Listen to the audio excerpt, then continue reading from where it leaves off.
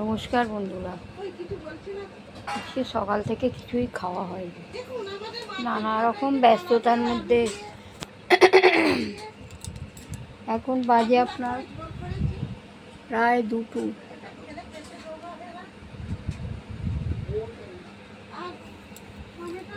এই হাজব্যান্ডকে বললাম চলো ভাতটা খেয়ে নিই। চলুন আপনাদের দেখাই কি দিয়ে আজকে ভাত খাওয়া হচ্ছে, লাঞ্চটা খাওয়া। পেঁয়াজ কলি দিয়ে, পেঁয়াজ, কাঁচা পেঁয়াজ দিয়ে, ধনে পাতা দিয়ে আলু মাখা করেছি। এই মুসুরির ডাল করেছি।